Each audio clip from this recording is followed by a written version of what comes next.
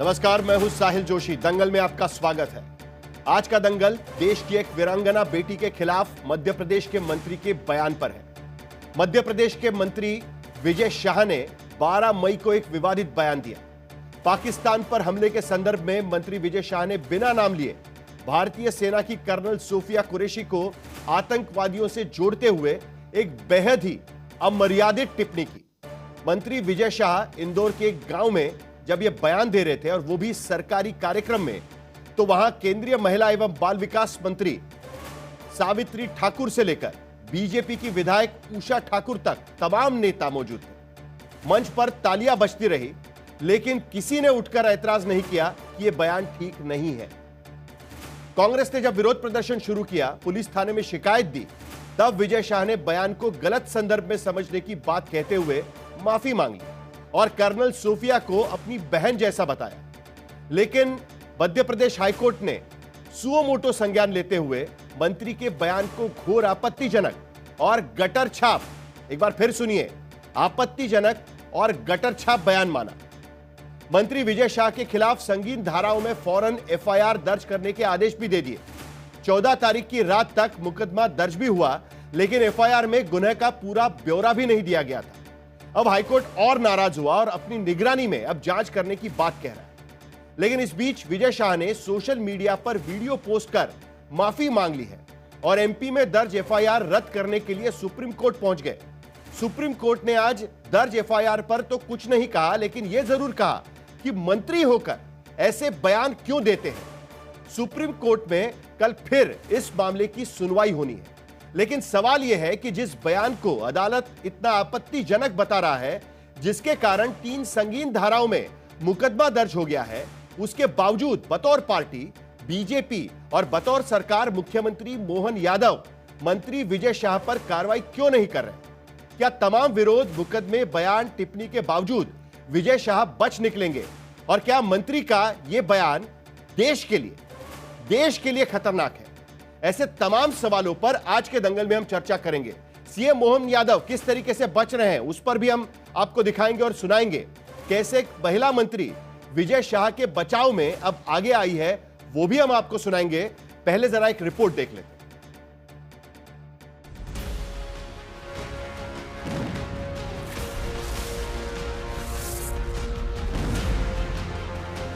पाकिस्तान को बहुत भारी नुकसान पहुंचा है। 2025 जब पाकिस्तान में दहशत तबाह हो रही थी, तो भारत को अपनी इन 2 बेटियों पर गर्व रहा, जो आतंक के खिलाफ जंग में भारत की तरफ से ऑपरेशन सिंदूर का चेहरा होती हैं। लेकिन इस गौरव की बात को मध्य प्रदेश के एक माननीय मंत्री इतना नीचे तक गिरा ले गए कि अब आक्रोश की भड़की आग काबू में नहीं आ रही। 12 मई को इंदौर जिले के महू विधानसभा के गांव मानपुर में एक कार्यक्रम होता है। छपरिया पंचायत के रायकुंडा गांव में मंत्री पूरे जोश में बोलते हैं और उनके मुंह से जो शब्द निकल रहे थे वो थे, उन्हीं की बहन, उनकी बहन को, उनके समाज की बहन, तुम्हारे समाज की बहन, तुम्हारी जाति समाज की बहन। लोगों ने तालियां भी बजा दी। मंत्री बोलकर चले गए। विपक्ष ने सवाल पूछ लिया। कई बार का मंत्री, कई बार का विधायक ये कहता है कि उनकी बहन को हमने भेजा, मतलब किसकी बहन को भेजा? आतंकवादियों की बहन को भेजा। जो अलग संदर्भ में देख रहे हैं, तो मैं उनसे कहना चाहता हूं कि वो उस संदर्भ में नहीं है। वो हमारी बहन है और उन्होंने बहुत ताकत से सेना के साथ मिलकर उसका बदला लिया। मंत्री जी विपक्ष को ही नहीं, बीजेपी और सरकार को भी अपना संदर्भ समझाने में नाकाम रहे। नेतृत्व ने तलब कर लिया। भारतीय जनता पार्टी ऐसे किसी मुद्दे पर गंभीर है, संवेदनशील है। 13 तारीख का दिन भी निकल गया, गंभीर बयान पर सामान्य कार्रवाई भी नहीं हुई। प्रदेश नेतृत्व से फिर सवाल पूछा गया। ऐसे लोगों को हम कभी ऐसे अवसर नहीं मिलते। भारतीय जनता पार्टी है। कड़ी चेतावनी जारी हुई, मगर कोई एक्शन नहीं हुआ। मंत्री विजय शाह ने बयान के लिए माफी मांगी। हमारी सगी बहन से ज्यादा और जाति समाज से ऊपर उठ करके उन्होंने देश और समाज के लिए जो काम किया है, उनको मैं सैल्यूट करता हूं। तो ऐसी सोफिया बहन के लिए हम सोच भी नहीं सकते। अगर उनको या किसी को भी मेरे उन बातों से कोई दुख हुआ हो तो मैं 10 बार क्षमा मांगता हूं। मगर विपक्ष अब भी आक्रोशित। मंत्री जी के आवास पर कालिख पोत दी। मध्य प्रदेश के कांग्रेस प्रदेश अध्यक्ष थाने में ज्ञापन लेकर पहुंचे कि मंत्री के खिलाफ मुकदमा दर्ज करो। जिस तरीके के वक्तव्य आए विजय शाह जी के, मध्य प्रदेश के काबीना मंत्री के, उनके खिलाफ एफआईआर दर्ज कराई है और उसकी रिसिप्ट हमने ली है। कांग्रेस का प्रतिनिधिमंडल थाना श्यामला हिल्स पर उन्होंने ज्ञापन दिया है और उस पर से थाने पर प्रारंभिक कार्रवाई की गई है, जिसके अंतर्गत कथन लेकर और आगे जिस एविडेंसेस आएंगे उस हिसाब से अग्रिम कार्रवाई की जाएगी। हमारी बातों को और भावनाओं को तोड़ मरोड़ करके अगर कोई सोचता और देखता है तो उसकी बुद्धि को मैं प्रणाम करता हूँ। श्यामला थाने में विपक्ष से ज्ञापन ले लिया गया, लेकिन फिर कोई कार्रवाई नहीं हुई। वो दिन भी गुजर गया। मामला हाईकोर्ट पहुंचा। हाईकोर्ट ने खुद संज्ञान लिया। पुलिस को आदेश दिया कि माननीय मंत्री के बयान को देखते हुए अलगाववाद, भेदभावपूर्ण बयान के लिए भारतीय न्याय संहिता की धारा 152, जाति संप्रदाय में विद्वेष फैलाने के लिए धारा 196(1)B और नफरती भाषण के लिए धारा 197(1)C के तहत 4 घंटे के भीतर केस दर्ज किया जाए, वरना डीजीपी के खिलाफ अवमानना की कार्रवाई शुरू होगी। रात तक मुकदमा किसी तरह दर्ज किया गया, मगर अगले दिन यानी आज हाईकोर्ट में पुलिस ने एफआईआर दिखाई तो अदालत ने कहा एफआईआर में आरोपों का उल्लेख नहीं, जिससे अपराध का पता चले। एफआईआर ऐसे दर्ज की गई ताकि अगर पुराने सीआरपीसी की धारा 482 के तहत चुनौती दी जाए तो रद्द किया जा सके। हाईकोर्ट ने जांच अपनी निगरानी में ले लिया, लेकिन इसी बीच मंत्री विजय शाह ने 2 काम किए। एक तो वो एफआईआर रद्द कराने सुप्रीम कोर्ट पहुंच गए, दूसरे माफीनामे वाले वीडियो जारी करने लगे। मैं विजय शाह हाल ही में मेरे दिए गए बयान से जो हर समाज की भावना आयत हुई है, उसके लिए मैं दिल से न केवल शर्मिंदा हूं, दुखी हूं, बल्कि माफी चाहता हूं। दुखी और विचलित मन से कुछ शब्द गलत निकल गए, जिसके कारण आज मैं खुद शर्मिंदा हूं और पूरे समाज से और समुदाय से माफी मांगता हूं। बहन सोफिया के और सारे मिलिट्री वालों का मैं हमेशा सम्मान करता हूं और आज हाथ जोड़ के सबसे मैं अपने आप को माफी चाहता हूं। माफीनामे के बाद मंत्री विजय शाह सुप्रीम कोर्ट में अर्जी देते हैं कि उनके खिलाफ दर्ज एफआईआर रद्द कर दी जाए। विजय शाह अर्जी में कहते हैं कि उनकी सेना के अफसर की मानहानि की मंशा नहीं थी, उनकी 2 समुदायों में वैमनस्यता बढ़ाने की मंशा भी नहीं थी। ऐसे मामले में हाईकोर्ट स्वतः संज्ञान नहीं ले सकता और बयान के बाद बिना शर्त की माफी भी मांग ली है।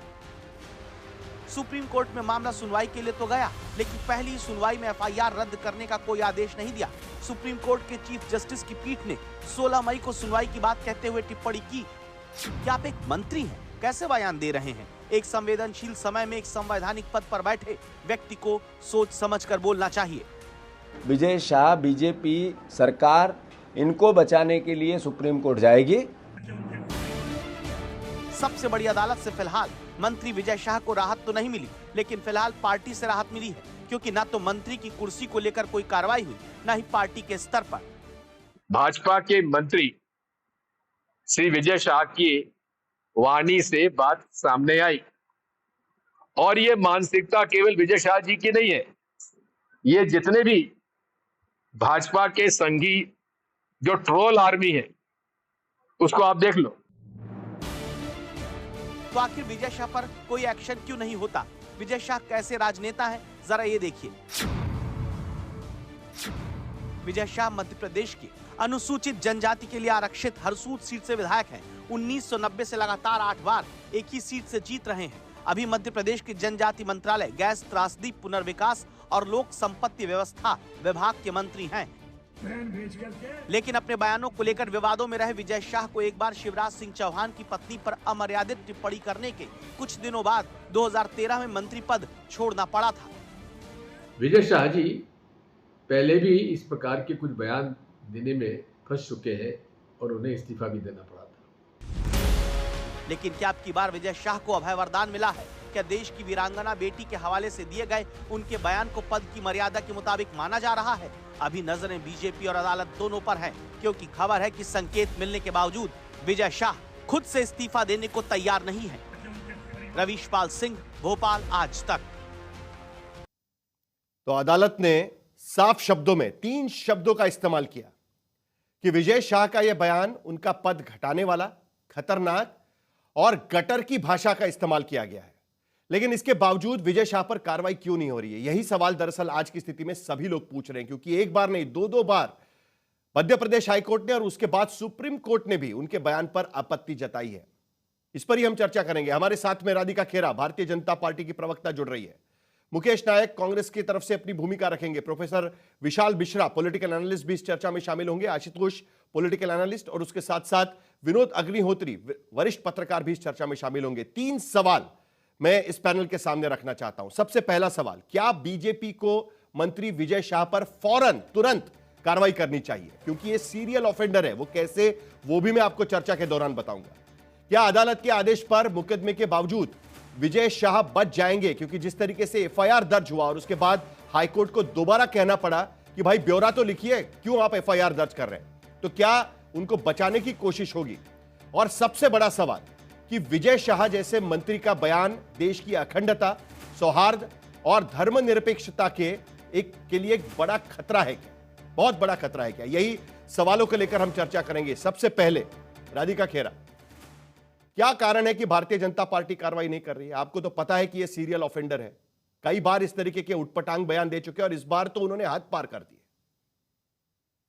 सभी को नमस्कार। और मैं आपकी बात से बिल्कुल वाकिफ रखती हूँ कि उन्होंने जो बयान दिया है वो बेहद आपत्तिजनक, घोर निंदनीय, और इसके लिए कोई शब्द नहीं है, हर शब्द कम पड़ेगा अब जिसकी मैं निंदा करूं। और ये सिर्फ मेरे विचार नहीं है, ये हमारी पार्टी के भी विचार है। इसीलिए मध्य प्रदेश भारतीय जनता पार्टी हो, उनका बयान भी आया और हमारी पार्टी का भी।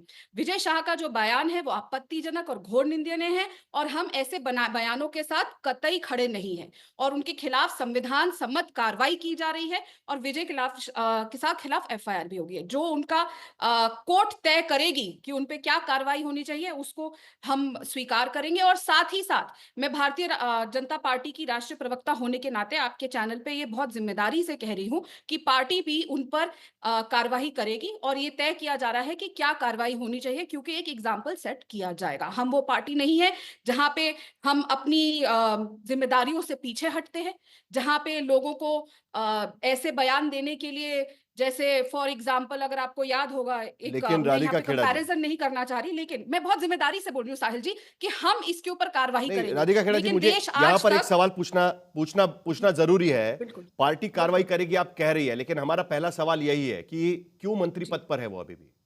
क्योंकि अभी थोड़ी देर पहले, मैं जरा आपको दिखा दूं, पूरे पैनल को दिखा दूं कि थोड़ी देर पहले मध्य प्रदेश के मुख्यमंत्री को पूछा गया कि भाई मंत्री ने जो कहा है उसको लेकर आपकी क्या टिप्पणी है। देखिए उन्होंने किस तरीके से जवाब दिया, और वहां पर आपकी जो मंत्री है वो कैसे उनके समर्थन में उतर आई है, वो भी बयान आपको जरा सुनाना चाहिए आपको, क्योंकि सवाल यहां पर यही उठता है कि अदालत कह रहा है कि आप पद की गरिमा को नहीं समझ रहे हैं। 40 साल से करीब करीब वो विधायक रह चुके हैं, मंत्री रह चुके हैं, लेकिन फिर भी इस तरीके से बयान देते हैं। पहले उन्होंने बीच बचाव करने की कोशिश की, उन्होंने कहा कि मैं भावनाओं में बह गया था और तब बयान दिया मैंने। वहां पर मंच पर हम देख रहे हैं कि सब लोग हंस रहे हैं यह बयान देने के बाद। सरकारी कार्यक्रम वहां पर चल रहा है, केंद्रीय मंत्री उस स्टेज पर वहां पर बैठे हुए हैं, वहां पर भारतीय जनता पार्टी की महिला विधायक वहां पर बैठी हुई है, वो भी वहां पर हंस रही है।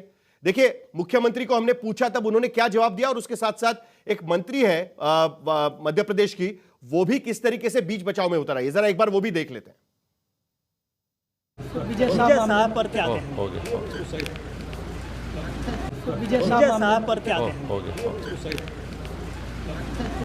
विजय शाह पर क्या कहें? विजय शाह पर क्या कहें? देखिए बयान में उन्होंने उनको जो शब्द कहे हैं वास्तव में अनुपयुक्त है, लेकिन उनका स्पष्टीकरण भी उन्होंने दिया है कि कहने का तात्पर्य वो नहीं था। निश्चित तौर पर शब्दों की हेराफेरी जरूर हुई है, लेकिन उसमें कहीं अपमानित करने का उनका मंशा, जो कहते हैं एक मन से होता है, तो मंशा नहीं दिखी है। तो निश्चित तौर पर उसके लिए उन्होंने माफी भी मांगी है, और उन्होंने कहा बारंबार कि अगर जहां जिस स्थिति में उनको माफी मांगनी पड़े वो माफी मांगने के लिए भी तैयार है। तो आपने सुना यह बयान, अभी वो कह रहे हैं कि उनकी मंशा वैसे नहीं थी, और थोड़ा सा स्टेटमेंट थोड़ा सा उल्टा हो गया है, और मुख्यमंत्री तो कुछ बात ही नहीं कर रहे हैं। आपको नहीं लगता कि ऐसे व्यक्ति को मंत्री पद पर नहीं बैठना चाहिए? 40 साल से वो विधायक रह चुके हैं, उनको पता है कि किस तरीके से बयानबाजी की जाती है। क्या ये एक नॉर्मल हो चुका है इसके लिए उनको इस बार भी लगा कि मैं बयान दूंगा और फिर भी बच जाऊंगा, और इसीलिए वो अभी भी कुछ भी कह रहे हैं? साहिल जी,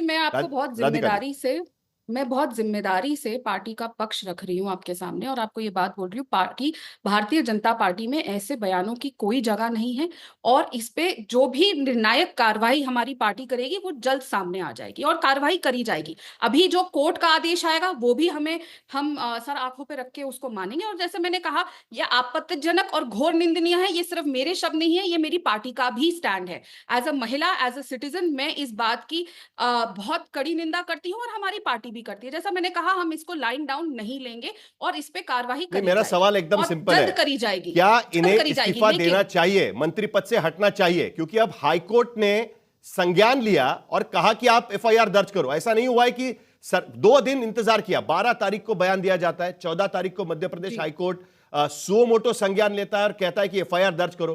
उसके बाद आपकी सरकार वहां पर क्या करती है? एफआईआर लिखती है और कहती है उसमें कि हाईकोर्ट ने आदेश दिया है, इसीलिए हम लोग यहां पर एफआईआर दर्ज कर रहे हैं। आज एक बार फिर हाईकोर्ट को कहना पड़ा कि भाई एफआईआर तो ठीक से दर्ज करिए, और अब हाईकोर्ट कह रहा है कि हमारी निगरानी में जांच होगी। मतलब सरकार पर भरोसा नहीं है अब हाईकोर्ट को, इसीलिए वो कह रहे हैं हमारी निगरानी में जांच होगी। देखिए, ऐसा नहीं तो है, सवाल ऐसा सिर्फ नहीं एक ही है, क्या ऐसे मंत्री को पद पर रहना चाहिए या नहीं रहना चाहिए? सिंपल सवाल है। साहिल जी, जो उन्होंने बयान दिया है उससे सारा देश आहत है।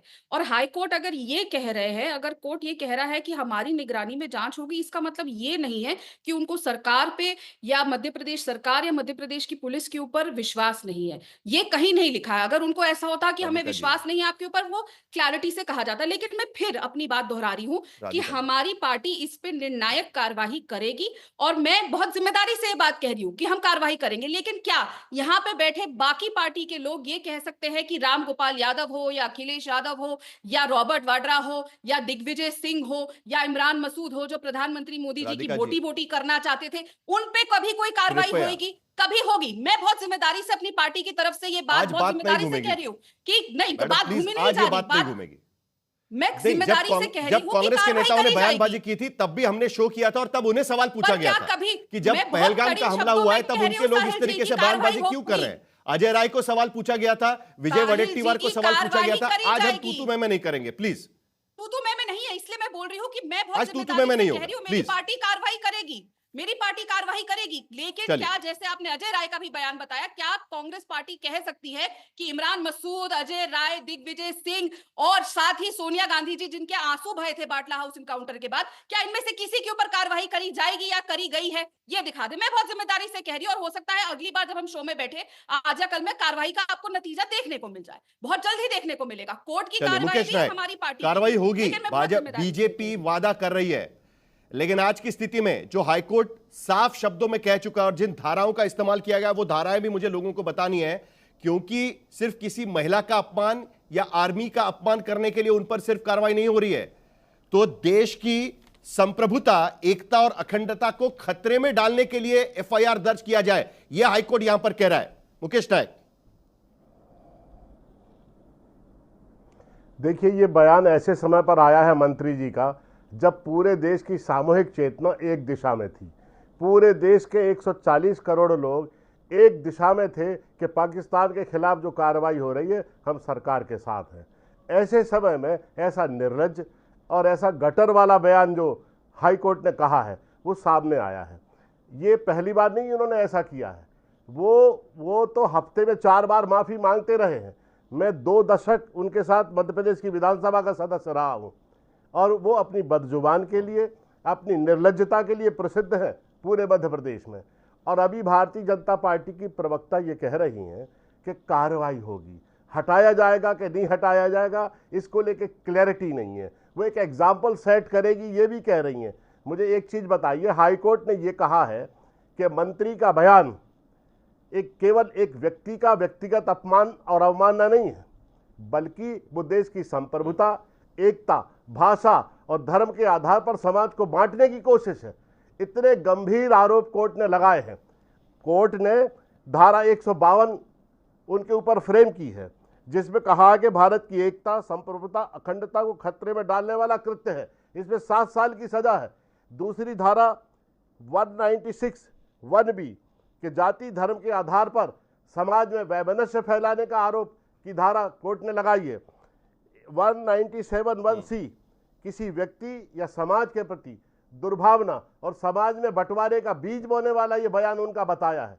इतने गंभीर आरोप उनके ऊपर लगे हैं, उसके बाद बीजेपी के लोग ये कह रहे हैं कि हम एग्जाम्पल सेट करेंगे। मैं बताऊं, हम जीतू पटवारी के नेतृत्व में 1 दर्जन विधायक 1 दर्जन पूर्व मंत्री दिन भर थाने में बैठे रहे, ज्ञापन लिए कि केस रजिस्टर्ड किया जाए, FIR रजिस्टर्ड की जाए, लेकिन थाने के लोग हंसते रहे, उपहास करते रहे, रोज नामचे में हमारी रिपोर्ट लिखकर हमें दे दी, हम चले आए। अगर कोर्ट संज्ञान न लेता, जस्टिस शुक्ला और अनुराधा जी ने स्वस्फूर्त संज्ञान लिया, सुमोटो ये केस दर्ज हुआ है और उन्होंने कहा कि 4 घंटे के अंदर मुकदमा दर्ज होना चाहिए। मुख्यमंत्री के घर पर बीजेपी के प्रदेश अध्यक्ष, उनके संगठन मंत्री और मुख्यमंत्री स्वयं 1-2 घंटा बैठ के चर्चा करते रहे और अंत में उन्होंने कहा, जब कोर्ट ने ये कहा कि अगर 4 घंटे में मुकदमा दर्ज नहीं होगा तो हम डायरेक्टर जनरल पुलिस के ऊपर अवमानना का मुकदमा दायर करेंगे, तब उन्होंने मजबूरी में केस FIR दर्ज की। और जब मैं जो कह रहा था ना राधिका जी, होगा कि नहीं होगा कि सरकार की कार्रवाई पर हाईकोर्ट को भरोसा नहीं है, वो इसीलिए कह रहा था क्योंकि हाईकोर्ट ने कहा कि अगर FIR दर्ज नहीं होगा तो हमें मध्य प्रदेश के DG को तलब करना पड़ेगा कोर्ट में, तब जाकर FIR दर्ज हुआ। वो FIR भी किस तरीके से दर्ज हुआ, मैं FIR आपको पढ़ के बताता हूं। उन्होंने सिर्फ इतना कह दिया उसमें कि देखिए, ये थाना उपनिरीक्षक पद से पदस्थ जो भी है, इसका एक कार्यक्रम में विजय शाह द्वारा जो आम सभा में संबोधन किया गया, वो इलेक्ट्रॉनिक मीडिया, सोशल मीडिया में आया। इस संबोधन का माननीय उच्च न्यायालय द्वारा संज्ञान लिया गया है और उसके आधार पर हमें कहा गया कि FIR दर्ज करो। बस इतनी सी लाइन डालकर FIR दर्ज किया गया। ऐसे FIR होता है राधिका जी, आपको भी पता है, आप भी कितने सालों से यहां पर देख रही है चीजों को। ऐसा FIR नहीं होता है और इसीलिए मध्य प्रदेश सरकार की कार्रवाई पर हाईकोर्ट को भरोसा नहीं है। जो मैं कह रहा था वो इसीलिए कह रहा था क्योंकि DG को कहा उन्होंने कि आप आइए हाईकोर्ट, तब जाकर FIR दर्ज किया गया वहां पर। राधिका जी देखिए, अगर ऐसा कुछ हुआ है कि वहाँ की सरकार, मैं आपको बहुत क्लैरिटी से कह देती हूँ, हमारी सरकार इस बयान के साथ नहीं खड़ी है, हमारी पार्टी का एक भी नेता इसके साथ नहीं खड़ा है और मैं ये राष्ट्रीय प्रवक्ता होने के नाते मेरी जिम्मेदारी के हिसाब से कह रही हूँ। लेकिन बहुत ही हास्यास्पद स्थिति हो जाती है जब हम ऐसी बात कर रहे हैं, यहाँ पे कांग्रेस के प्रवक्ता आके ज्ञान दे रहे हैं। ठीक है, हम ये जो बयान है इसकी मैं कोई किसी भी तरीके की इसके फेवर में नहीं खड़ी, और जैसा मैंने कहा, चाहे मेरा व्यक्तिगत रूप हो या मेरी पार्टी का सर, मैं बोल लूं, मैं आपके बीच नहीं बोली थी, मैं आपके बीच में नहीं बोल रही थी। मुकेश नायक जी, मुझे मेरी बात कंप्लीट करने दीजिए। आप तो कृपया ना ही बोले और उस जीतू पटवारी का नाम ना लें जो एक दलित महिला नेता इमरती देवी के लिए ये बोले थे। अब इमरती जी का रस खत्म हो चुका है, जो अंदर चाशनी होती है, उनके लिए मैं कुछ बात नहीं करूंगा, ये शब्द थे। तो वो जीतू पटवारी का नाम लेके आप यहाँ पे कहिए मत कि उनको किसी और बेटी के नाम पे दर्द होता है। तो आप लोगों ने आज तक जीतू पटवारी पे क्या कार्रवाई करी? वही जीतू पटवारी के नेतृत्व में आप बैठे हुए थे ना पुलिस स्टेशन में, कैसे, किस आप उस हक से बैठे थे? तो आप हमें यहाँ पे आके एक मोरालिटी का ज्ञान ना दीजिए। आप लोग आज तक कोई कार्रवाई नहीं कर पाए हैं। मैं उसी जीतू पटवारी जिसका आपने नाम लिया उसी का बयान बोला है। लेकिन साहिल जोशी जी, मैं जैसा आप कह रहे हैं, मैं यहाँ पे बिल्कुल तू मैं करने नहीं आई हूं। मैं ये नहीं पूछ रही कि इमरान मसूद को प्रधानमंत्री की बोटी बोटी करने के बाद क्यों एक प्रोत्साहित कर प्राइज के तौर में सांसद बनाया जाता है और राहुल गांधी के बगल में बैठते हैं, क्यों उनके जीजा जी बार बार माइनॉरिटी और हिंदू धर्म लेकर हिंदू मुसलमान करते हैं, जब ये अटैक हुआ पहलगाम का, सब करते हैं, सब लोगों ने किया, लेकिन आज तक कोई कार्रवाई नहीं करी। और मैं बहुत जिम्मेदारी से कह रही हूं, मैं चैलेंज करती हूं, अगर मुकेश नायक जी यहां पे कह दे कि जीतू पटवारी हो, चाहे रॉबर्ट वड्रा हो, चाहे दिग्विजय सिंह हो, चाहे इमरान मसूद हो, चाहे अजय राय हो, इन पे कोई पे कार्रवाई होगी। मैं एज अ बीजेपी स्पोक्सपर्सन कह रही हूं कि इनके ऊपर कार्रवाई करी जाएगी और हमारी पार्टी इसको संज्ञान में ले रही है। क्या कोई और कह सकता है ऐसा यहां पे बैठ के? ठीक है, जरा बता दीजिएगा कि कार्रवाई किस तरीके से होगी, क्योंकि इससे पहले जब भी आप लोगों ने कार्रवाई की है, पार्टी की तरफ से कार्रवाई की गई है। जल्दी से मुकेश नायक आप जरा जवाब दे दीजिएगा, तब तक मुझे अगला सवाल भी करना है। जरा जल्दी से जवाब दे दीजिएगा, मुझे आगे बढ़ानी है चर्चा।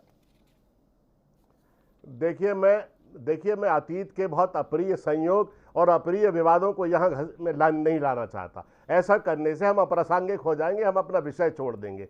और ये जो हमारी बहन बीजेपी की प्रवक्ता जो अतीत के अप्रिय संयोग यहाँ पर रख रही हैं, इनके पास कोई अच्छा उदाहरण नहीं है आज बहस में रखने के लिए क्या? जो पुराने सड़े गले उदाहरण रख के इस विषय को अप्रासंगिक करना चाह रही हैं। सॉरी साहिल जी, सीधी मैं सीधी इस बात है, की निंदा करती हूं। बीजेपी की मैं बीच में किसी देखिए मामला भटक जाएगा। मुकेश नायक जी मुद्दे पर रहेंगे। जो इस शब्दों के लिए कह रहे सड़े किसी भी महिला पर इस तरीके से बयान दिया जाता है तो उस पर आपत्तिजनक ही माना जाएगा और वो खेदजनक गलत बयान ही माना जाएगा। लेकिन ये पूरा बयान जिस तरीके से यहां पर दिख रहा है, और मैं सिर्फ इसी पर बात नहीं करूंगा, मैं जरा एक बार फिर वो पूरा बयान, जरा वो वीडियो दिखा दीजिएगा जो पहला बयान 12 तारीख को दिखाई दिया था। मैं जरा चाहता हूं कि जरा पूरे स्क्रीन पर दिखाइए जरा वो वीडियो। उस वीडियो में वो जो बयान दे रहे हैं तब मंच पर बैठे, जरा वो पट्टी हटेगी तो दिखेगा कि मंच पर बैठे हुए बाकी सारे लोग वहां पर हंस रहे हैं और ताली भी बजा रहे हैं। आशुतोष, ये किस तरीके की मानसिकता है? और इसीलिए कोर्ट कहता है कि सोफिया कुरैशी, प्रथम दृष्टि से मंत्री का यह बयान कर्नल सोफिया कुरैशी को आतंकवाद की बहन है ऐसा कहता है, और जिसने पहलगाम पर हमला किया था। किसी भी मुस्लिम व्यक्ति में अलगाववादी भावना भरकर अलगाववादी गतिविधियों को बढ़ावा देता है। यह वीडियो में वही दिखता है कि स्टेज पर बैठे हुए लोग ताली बजा रहे हैं। वहां पर वो विधायक है बीजेपी की, उसके साथ साथ केंद्रीय मंत्री भी वहां उस प्रोग्राम में शिरकत में थे। आशुतोष, देखिए साहिल, अगर विजय शाह जी ने जो बोला है, अगर वो आपत्तिजनक होता तो भारतीय जनता पार्टी फौरन उनके खिलाफ कार्रवाई करती। उनकी नजर में ये आपत्तिजनक नहीं, इसीलिए तो उनके खिलाफ कोई कार्रवाई नहीं हुई ना, और उसमें हाईकोर्ट को दखल देना पड़ा। सुप्रीम कोर्ट भी कह रहा है कि जाके आप माफी मांगिए, और हाईकोर्ट को यहां तक कहना पड़ा कि 4 घंटे के अंदर माफी मांगिए, और अगर 4 घंटे के अंदर एफआईआर दर्ज होनी चाहिए, और अगर एफआईआर दर्ज नहीं होती तो डीजीपी को तलब किया जाएगा। जिस चीज को हाईकोर्ट इतना आपत्तिजनक मान रहा है, जिस पर सुप्रीम कोर्ट से किसी तरीके की रियायत नहीं मान रही है, वो भोपाल की या भारतीय जनता पार्टी जो मध्य प्रदेश की है उनकी नजर में आपत्तिजनक नहीं है। इसीलिए क्योंकि आप देखिए मंच पर बैठे हुए लोग तालियां बजा रहे हैं, उसमें खुश हो रहे हैं, और मुख्यमंत्री जी उस पर कुछ नहीं बोल रहे हैं। वहां की पुलिस उसको आपत्तिजनक नहीं मानती है, इसलिए एफआईआर दर्ज नहीं करती, और हाईकोर्ट के बाद जब एफआईआर दर्ज करने की कोशिश की जाती है तो ऐसी एफआईआर दर्ज की जाती है जिसका कोई मतलब नहीं है। तो मध्य प्रदेश की भारतीय जनता पार्टी, मध्य प्रदेश की भारतीय जनता पार्टी की सरकार, मध्य प्रदेश की पुलिस जो भारतीय जनता पार्टी के अंतर्गत काम करती है, और वहां के नेता, उनकी नजर में यह बयान आपत्तिजनक नहीं है। तो लिहाजा आप क्यों इस पर डिबेट कर रहे हैं? यह एक सवाल है। और मैं ये बात क्यों कह रहा हूं, एक लंबी फहरिस्त आपको शायद याद होगा, तेजस्वी सूर्या ने ट्विटर पे आज से कुछ साल पहले जो अरब की महिलाओं के बारे में लिखा था, वो कोई विकृत मानसिकता का आदमी ही लिख सकता है। ऐसी बात महिलाओं के बारे में लिखी जाए, और तो और उसके बाद मिडिल ईस्ट में भारत को बाकायदा माफी मांगनी पड़ी थी, प्रधानमंत्री जी को उसके लिए शर्मिंदा होना पड़ा था, लेकिन तेजस्वी सूर्या के खिलाफ कोई कार्रवाई नहीं, उनका प्रमोशन हो गया, वो मेंबर ऑफ पार्लियामेंट बन गए। रमेश पिधूड़ी ने on the floor of the house Danish Ali के बारे में जिन टिप्पणियों का किया गया, उनके खिलाफ कोई कार्रवाई नहीं हुई, उल्टे उनका प्रमोशन हो गया, उनको मुख्यमंत्री के खिलाफ चुनाव लड़वाया गया। अनुराग ठाकुर, उन्होंने जो बात कही उसके बाद उनका प्रमोशन हुआ, वो कैबिनेट मिनिस्टर बने। परवेश वर्मा, जो शाहीन आंदोलन के दौरान जिस तरीके की टिप्पणियां की, उनका प्रमोशन हुआ, और वो आज की तारीख में दिल्ली सरकार में पावरफुल मिनिस्टर है। इसके अलावा नलिन कतील भारतीय जनता पार्टी के अध्यक्ष बन गए थे जब गांधी जी के संदर्भ में साध्वी प्रज्ञा ने बयान दिया था, और उन्होंने उस बयान को जस्टिफाई करने की कोशिश की थी। आप क्यों आपत्तिजनक मानते हैं? आपकी नजर में होगा आपत्तिजनक, हाईकोर्ट की नजर में आपत्तिजनक होगा, सुप्रीम कोर्ट की नजर में आपत्तिजनक होगा। अगर भारतीय जनता पार्टी ने तेजस्वी सूर्या को पार्टी से उसी दिन निकाल दिया होता या उनके खिलाफ कार्रवाई कर दी होती, तो किसी विजय शाह की हिम्मत नहीं पड़ती जो इस तरीके का बयानबाजी करते उस महिला के बारे में जो इस प्रोफेसर विशाल मिश्रा देश के साथ जिसका जिक्र आशुतोष कर रहे हैं, ये एक आदत हो चुकी है। देखिए, विक्रम मिस्री, उनकी बेटी को लेकर ट्रोल किया जाता है। इसी तरीके से हिमांशी नरवाल जब बयान देती है कि मुसलमानों को टारगेट नहीं करना चाहिए, सोशल मीडिया पर उनको ट्रोल किया जाता है। ये एक तरीके से मानसिकता बन गई है। देखिए, भारत ने क्या जवाब दिया? भारत ने एक तरफ सोफिया कुरैशी को बिठाया, एक तरफ व्योमिका सिंह वहां पर प्रेस कॉन्फ्रेंस ले रही थी। हमने स्टेटमेंट भेजा कि हम एक है इस पूरे घटना के बाद में, और इस तरीके के बयान आकर ये कहते हैं कि नहीं भाई, अभी भी हम उनको वही मानते हैं जिस शब्द का इस्तेमाल रमेश बिदुरी ने किया था वही शब्द का इस्तेमाल यहां पर विजय शाह ने किया था उस मंच से, अगर आप वो पूरा बयान देखे होते तो। विशाल मिश्रा। देखिए साहिल जी, सबसे पहले तो मैं ये कहना चाहूँगा कि जो भी स्टेटमेंट दिया गया है बहुत ही शर्मनाक है, बहुत ही निंदनीय है। यहाँ तक कि इसकी जितनी भी निंदा की जाए कम है और निसंदेह इस पर कार्रवाई होनी चाहिए और होगी भी, जो हमें बहुत जल्दी दिख जाएगा। लेकिन साहिल जी, सवाल ये उठता है कि ये मानसिकता आती कहाँ से है, ये सोच आती कहाँ से है। हमारा देश, हमारी संस्कृति, जहाँ की परंपरा है यत्र नारस्ते पूजन्ते रमन्ते तत्र देवता, इस प्रकार के बयान कहाँ से आते हैं। और ये बात सही है कि जो बयान दिया गया है वो बहुत गलत है, लेकिन यहाँ पर जो बैठकर ये जो डिबेट हो रही है, तो यहाँ पर जो कांग्रेस के हमारे सम्मानित प्रवक्ता बैठे हैं या जो उनका समर्थन करने वाले हमारे आशुतोष जी बैठे हैं, आप पल्ला नहीं झाड़ सकते कि नहीं आप बहुत पाक साफ हैं। सर आपको ये बात पीछे मुड़कर देखना पड़ेगा, आपसे सवाल किया जाएगा। भारतीय जनता पार्टी, जरा मैं बीच में चीज एक बोल दूं, यहां पर कोई किसी का समर्थन करने के लिए नहीं बैठा है। एक वरिष्ठ मंत्री ने जिस तरीके से बयान दिया है, 40 साल से विधायक है, विधिमंडल में बैठ रहा है, उसको ये भी नहीं समझ में आता कि ऐसी सिचुएशन में किस तरीके से बयान देना चाहिए। वहां पर मंच पर बैठे हुए लोग हंसते हैं, इस पर हम बात कर रहे हैं। हम किसी का समर्थन या विरोध करने के लिए नहीं, इस बयान की निंदा करने के लिए हम बैठे हुए हैं। ये पकड़ के चलते हैं विशाल। नहीं साहिल जी, मेरे कहने का आशय ये नहीं था। मैंने तो ये कहा ना पहले कि जिसकी जितना इस स्टेटमेंट की जितनी निंदा की जाए कम है, और सजा मिलनी चाहिए और सजा मिलेगी, चाहे वो पार्टी की तरफ से हो चाहे वो न्यायपालिका की तरफ से हो। मैं ये कह रहा हूँ कि सवाल ये उठता है कि इस प्रकार की मानसिकता आती कहाँ से है। और दूसरी बात, जो मैंने समर्थन वाली बात कही, वो मैंने ये कहा कि अभी हमारे सम्मानित मित्र आशुतोष जी कुछ नाम गिना रहे थे, तो मैं इस पर कह रहा हूं कि आप नाम गिना रहे हो तो जरा ये भी तो साथ में बता दो कि जिन नामों को आपने नहीं गिनाया है कांग्रेस पार्टी के नेताओं के द्वारा दिए गए बयान को लेकर, उन पर क्या कभी कार्रवाई हुई है। मैंने इस सवाल ये किया है। आप भारतीय जनता पार्टी को कटघरे में खड़ा कर रहे हैं, ठीक है, आप खड़ा करिए, लेकिन ऐसे स्टेटमेंट पर वो खड़ा भी करना चाहिए और निसंदेह कार्रवाई होगी। और इसकी जितनी निंदा की जाए साहिल जी का मैं, लेकिन मैं ये पूछ रहा हूँ कि वो जो तमाम स्टेटमेंट आए थे आदरणीय प्रधानमंत्री जी को लेकर दिए गए थे, वो तमाम लटके झटके टाइप के स्टेटमेंट, वो जो है वहाँ पे वो माननीय आदरणीय श्रीमती जी, वो हेमा मालिनी जी को जो है को लेकर एक स्टेटमेंट, या वो केरल कांग्रेस से जो है पार्टी के जो अध्यक्ष थे, मतलब वो जो उनका स्टेटमेंट धार्मिक स्थलों को लेके, महिलाओं को लेके, मैं पूछूं आपने क्या कार्रवाई की है? कोई एग्जाम्पल आशुतोष सेट आपने कोई प्रेसिडेंट रखा है? भारतीय जनता पार्टी ने तो रखा है और भारतीय जनता पार्टी तो रखेगी। और भारतीय जनता पार्टी आप ये कहने की कोशिश कर रहे हैं कि दोनों बयान एक जैसे बयान थे, यही आप कहने की कोशिश कर रहे हैं ना विशाल मिश्रा जी? नहीं, आप दोनों बयान एक जैसे ये कहने की कोशिश कर रहे हैं ना साहिल? ऐसा नहीं कह रहे हैं आप साहिल जी, आप शब्दों को मेरे मुंह पे मत रखिए। मैं ये कह रहा हूं इस स्टेटमेंट की जो दिया गया है, मैंने नहीं रखा है, जो है परिवेश में, ये बहुत ही निंदनीय और बहुत ही, और लेकिन नहीं, मैं ये कह रहा हूं, देखिए निसंदेह ये बयान बहुत निंदनीय है, नहीं देना चाहिए, खास तौर से किसी भी व्यक्ति को, चाहे वो संवैधानिक पद पर हो, और तब तो उसकी जिम्मेदारी और बढ़ जाती है। लेकिन मैं ये कह रहा हूं कि चलिए आशुतोष जल्दी से जवाब दीजिए, विनोद अग्निहोत्री जी के पास भी जाना है मुझे। उनके लिए क्या कार्रवाई हुई है? विशाल जी तो भारतीय जनता पार्टी को डिफेंड करेंगे, उसमें मुझे कोई आपत्ति नहीं है, करना भी चाहिए उनको। हाँ, विशाल जी भारतीय जनता पार्टी को डिफेंड करें, करना भी चाहिए। भारतीय जनता पार्टी के लिए लिस्ट गिना रहे थे तब नहीं आशुतोष जी आप बोल रहे थे तो मैंने आपको नहीं बोला। मैंने आपका उत्तर दिया है। विशाल जी आप बोल रहे थे, मैंने डिस्टर्ब नहीं किया, मुझे बोलने दीजिए ना।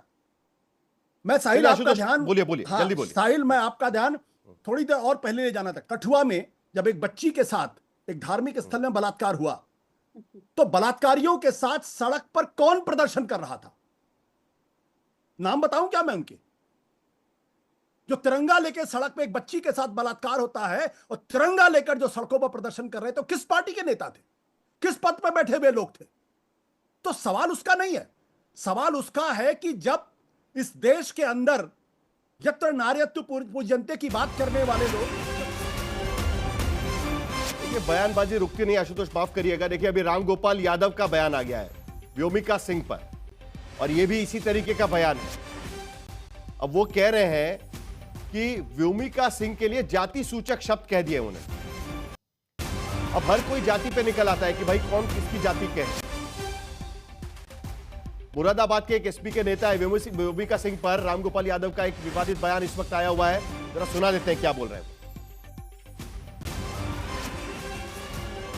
व्योमिका सिंह हरियाणा की जाकर, व्योमिका सिंह हरियाणा की जाकर, व्योमिका सिंह हरियाणा की जाकर, व्योमिका सिंह हरियाणा की। फोन लाइन पर मौजूद है कुमार, ये किस तरीके का बयान है? देखिए साहिल, ये बयान दरअसल है कि तरीके से लगातार बयानबाजी हो रही है, चाहे वो सोफिया कुरैशी को लेकर के हो, लेकिन उन्होंने बताया कि व्योमिका सिंह किस बिरादरी की हैं, कहाँ से आती हैं, और उन्होंने जाटो बताया। और जाटो के बाद जो उन्होंने शब्द इस्तेमाल किया है, दरअसल वो एक जाति सूचक शब्द है, वो इस्तेमाल नहीं किया जा सकता। इसके अलावा उन्होंने उनके कहने का पूरा आशय ये था कि देखिए अवधेश भारती जो कि जीएमओ वायुसेना है, वो किस बिरादरी के हैं, वो यादव बिरादरी के हैं, वो जाटो बिरादरी की हैं, और उनका कहना है ये सब पीडीए के लोग हैं, और अगर वो मुस्लिम होकर के अगर सोफिया को एक मंत्री ने बात कही या गाली दी तो ये दो लोगों के बारे में जानकारी नहीं थी और इसलिए उन्होंने उनकी जाति बताई। देखिए अब खुलकर साहिल, अब निश्चित तौर पर जो चेहरे रहे हैं इस पूरे सिंदूर ऑपरेशन के, चाहे व्योमिका सिंह हो या फिर आप देख ले तो सोफिया कुरैशी हो, या उद्देश्य था, धन्यवाद कुमार अभिषेक, बहुत धन्यवाद। जो उद्देश्य था कि सोफिया कुरैशी और व्योमिका सिंह को साथ में बिठाकर प्रेस कॉन्फ्रेंस करने का, उस उद्देश्य से पूरी तरीके से हट रहे विनोद अग्निहोत्री। जिस तरीके से सर ये बयान दिए जाते हैं बार बार, आशुतोष अपनी बात खत्म करेंगे, कुछ कह रहे थे लेकिन उससे पहले विनोद अग्निहोत्री, जिस तरीके से ये बार बार बयानबाजी होती है, अभी रामगोपाल यादव वहां पर जात बता रहे हैं कि भाई कौन सी जाति से है वो, ये सब बार बार क्यों होता है? क्या किसी भी इस तरीके के नेता पर ठोस कार्रवाई कभी नहीं होती? इसके वजह से होता है, जिसका उदाहरण हम विजय शाह का दे रहे हैं। उन्होंने 2013 में मुख्यमंत्री की पत्नी स्टेज पर बैठी हुई थी और तब भी उन्होंने इस तरीके से बयान दिया था कि देवरों के साथ चले। उनको 6 महीने के लिए निकाल दिया गया था मंत्री पद से, दोबारा मंत्री बनाया गया। हैदराबाद के बीजेपी के विधायक हैं, उन पर भी बीजेपी ने कार्रवाई की थी, उनको दोबारा टिकट दिया गया, उसके बाद 6 महीने उनको निकाल दिया गया था। ऐसा कई बार होता है और कई बार हमने देखा है कि पॉलिटिकल पार्टीज माफ कर देती है नेताओं को, इसीलिए बार बार इस तरीके से बयान दिए जाते हैं। देखिए साहिल, जो बातें हमारे पूर्व वक्ताओं ने कही उनको मैं नहीं दोहराऊंगा, और इस व्योमिका सिंह को लेकर ये जो सोफिया कुरैशी को लेकर जो बयान दिया है तो बहुत ही निंदनीय, शर्मनाक है। हम सब उसकी निंदा कर चुके हैं, पूरा देश सोफिया कुरैशी के साथ खड़ा है। लेकिन सवाल ये मंत्री जी के साथ कौन खड़ा है, ये महत्वपूर्ण है। तो मंत्री जी के साथ भी कोई ना कोई खड़ा होगा ना, अभी तक इसलिए कार्यवाही नहीं हुई। दूसरी बात यह है कि जो आपने पूछा कि नेता लोग इस तरह बयान क्यों देते हैं, दरअसल इस तरह के बयानों को राजनीतिक दलों के नेतृत्व ने गंभीरता से लेना बंद कर दिया है।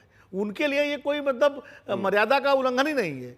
थोड़ा बहुत हम लोग मीडिया में इसकी निंदा कर लेते हैं, सोशल मीडिया में निंदा हो जाती है, कहीं अगर जो राजनीतिक पार्टियां एक दूसरे से हिसाब चुकाने के लिए, अगर बीजेपी के नेता ने दिया तो कांग्रेस वाले प्रदर्शन करते हैं, कांग्रेस के नेता ने दिया तो बीजेपी वाले विरोध करते हैं, उसमें राजनीति होती है और उसके बाद बात आई गई हो जाती है। वरना बयानों की झड़ी लग जाएगी। अगर इस पर आप रिसर्च करें तो शीर्ष से लेकर नीचे तक किस किस तरह के बयान दिए गए हैं और किस पे कोई कार्रवाई हुई है, इस सब इतिहास हमारे सामने है। अब हम इसको बुरा कहें उसको बुरा कहें, हमेशा ये हो जाता है कि मेरी कमीज तुमसे ज़्यादा सफ़ेद है। लेकिन सवाल ये है कि दोनों की कमीज गंदी है।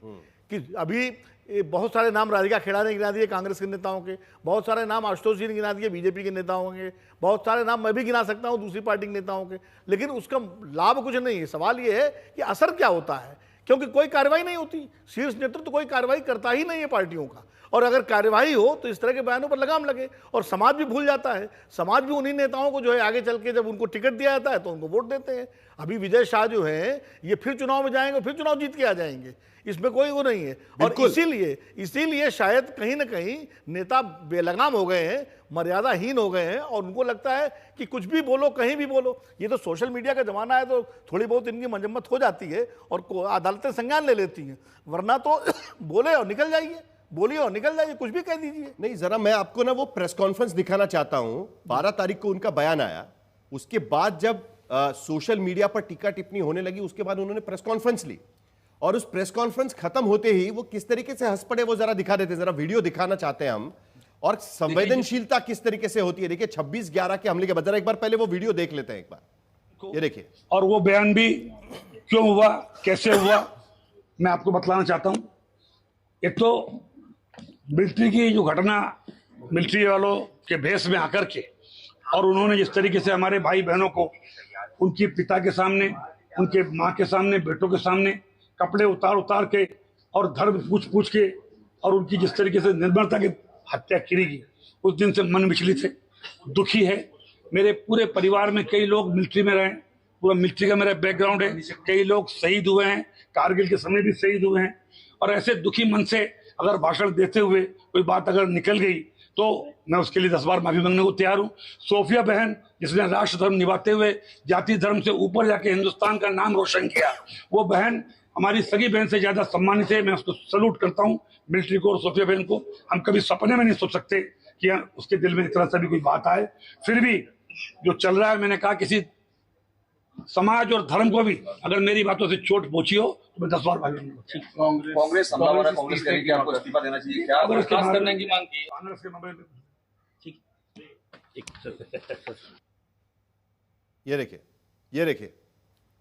देखिए ये बात होती है कहीं ना कहीं, और संवेदनशीलता कहीं ना कहीं होनी चाहिए। 26/11 के हमले के बाद मुख्यमंत्री विलासराव देशमुख राम गोपाल वर्मा को लेकर ताज होटल गए थे। उसके बाद मीडिया ने इतना बवाल किया कि उनको इस्तीफा देना पड़ा था।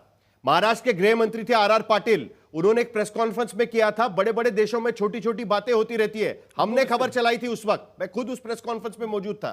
उसके बाद उनको इस्तीफा देना पड़ा था। शिवराज पाटिल 2008 में जब दिल्ली में ब्लास्ट हुए थे, सिर्फ 2 या 3 बार उन्होंने कपड़े बदले। उसको लेकर आशुतोष आपको भी याद होगा कि मीडिया ने इतनी खबर चलाई कि आखिरकार आके उनको माफी मांगनी पड़ी थी, राधिका खेरा जी। और देखिए यहां पर जब पहले उनको पूछा गया तब वो हंस रहे हैं वहां पर। हम इंतजार कर रहे हैं कि कार्रवाई कब होगी। राधिका जी। साहिल जी, मैं लगातार एक ही बात दोहरा रही हूँ कि हम कार्रवाई करेंगे और इसकी हम निंदा करते हैं और ये एक्सेप्टेबल नहीं है। और आपने बिल्कुल सही कहा कि लोगों को, जैसे मैंने कहा, हम एग्जाम्पल सेट करेंगे, लेकिन आपने ही कई बार ये बयान दिखाए थे जो 2017 में राहुल गांधी ने कहा था। क्या संघ की शाखाओं में हमने महिलाओं को छोटे छोटे कपड़े पहने देखा है? 2017 में कहा गया बयान, आजकल तो राहुल गांधी इंडिया अलायंस का चेहरा है और प्रधानमंत्री बनना चाह रहे थे। मल्लिकार्जुन खड़गे कहते हैं कि ये महिलाएं सिर्फ इवेंट के लिए हैं संसद में। रणदीप सुरजेवाला कहते हैं हेमा मालिनी जी के गालों के ऊपर सिद्धारमैया जी महिला की चुन्नी खींच देते हैं। अभिषेक मनु सिंघवी का सेक्स सीडी आता है, उसके बाद उन्हें राज्यसभा सांसद बना दिया जाता है। अधीर रंजन चौधरी राष्ट्रपति के लिए राष्ट्रपत्नी बोल देते हैं और महिला पत्रकारों के लिए मणिशंकर अय्यर बोलते हैं औकात में बाहर। वो सारे नेता आज भी हमको राजनीति में दिखाई देंगे। माफ करिए राधिका जी, मेरा समय खत्म हो गया है, लेकिन राजनीति में कभी समय खत्म नहीं होता है किसी नेता का जो इस तरीके से बयानबाजी करते हैं। देखिए, पाकिस्तान के जनरल मुनीर ने पाकिस्तानी डायस्पोरा के सामने जाके कहा कि 2 नेशन थियरी है, और भारत इस 2 नेशन थियरी का जवाब है, क्योंकि इसी प्रेस कॉन्फ्रेंस में सोफिया कुरैशी ने कहा कि हम सेक्युलर नेशन है और हम किसी मस्जिद पर अटैक नहीं करते पाकिस्तान में, जब पाकिस्तान की तरफ से यह कहा जा रहा था, आरोप लगाया जा रहा था। और आज इस तरीके के बयान की वजह से जो प्रेस कॉन्फ्रेंस में सोफिया कुरैशी ने कहा उसी को चोट लगाने की कोशिश की गई। और इसीलिए सवाल उठता है कि विजय शाह का इस्तीफा कब होगा, और इसका इंतजार हमें है और आपको भी होगा शायद।